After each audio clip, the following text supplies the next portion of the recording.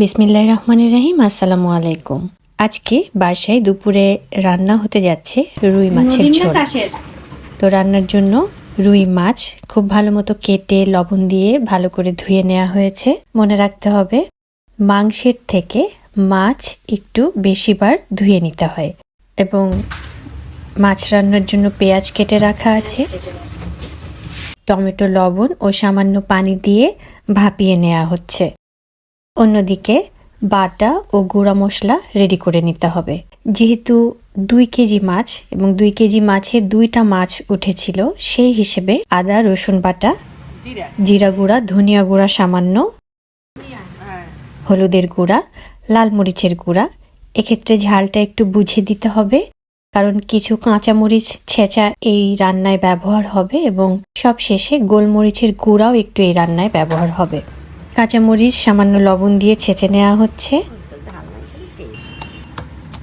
এই ছিল মাছ রান্নার প্রিপারেশন। এবারে মূল রান্নার পালা।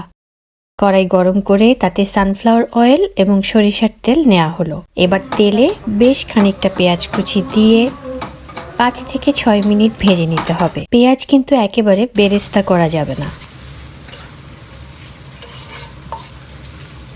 এবারে যে বাটা মশলা ও গুঁড়ো মশলা রেডি করা ছিল তাতে সামান্য পানি দিয়ে সেটা ঢেলে দেওয়া হলো। রসুন, ধনিয়া, জিরা, হলুদ, লাল মরিচ। এই পানি দেওয়ার কারণে মশলা কষানোর সময় মশলাটা আর পুড়ে যাবে না। মার রান্না ভালো ছিল তো না? খালা আর আখি পাইছে ওই ভাত।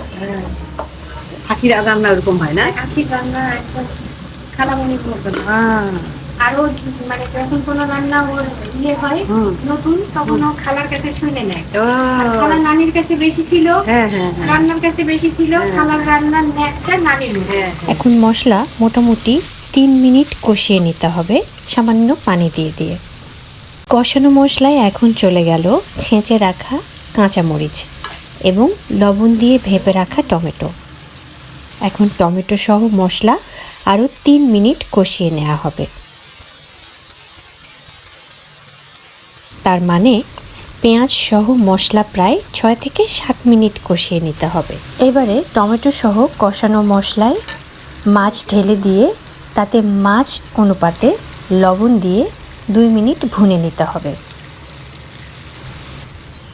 এবারে 2 কেজি মাছ অনুযায়ী মাছ সেদ্ধ হওয়ার জন্য বেশ অনেকখানি ফুটন্ত পানি দেয়া হলো। 5 মিনিট ঢাকনা ছাড়াই চুলার আঁচ মিডিয়াম হাই ফ্লেমে রেখে রান্না হতে দেয়া হলো। 5 মিনিট পর যখন ঝোলে বলক আসবে বা থকথক করে উঠবে, তখন ঢাকনা দিয়ে আরও 5 মিনিট রান্না করতে হবে মিডিয়াম হাই ফ্লেমে। মাছের ঝোলটা কিন্তু একটু সময় নিয়ে বেশি পানি দিয়ে জালটা ঠিক রেখে রান্না করতে হবে এবং প্রতি মুহূর্তে থকবক করে বলক আসতে দিতে হবে এই রান্নায়। অল্প আঁচে রান্না করলে এই মাছের ঝোল রান্না একদমই ভালো হবে না। 5-7 মিনিট পর ঢাকনা খুলে লবণ দেখে নিতে হবে এবং ধনেপাতা দিয়ে ঢাকনা দিয়ে আরও 3 মিনিটের জন্য রান্না হতে দিতে হবে। 3 মিনিট পর ঢাকনা খুলে ভাজা জিরার গুঁড়া ও গোলমরিচের গুঁড়া দিয়ে আরও 10 মিনিট ঢাকনা দিয়ে ঢেকে রান্না করতে হবে। মোটামুটি 25 থেকে 30 মিনিট ধরে মাছের ঝোলের পানি দিয়ে চুলার আঁচ মিডিয়াম হাই ফ্লেমে রেখে এই মাছের ঝোল রান্না করলে মাছের ভিতরের স্বাদ ঝোলে এবং ঝোলের স্বাদ মাছের ভিতরে প্রবেশ করতে পারে, ফলে মাছের ঝোলটা অনেক মজা হয়।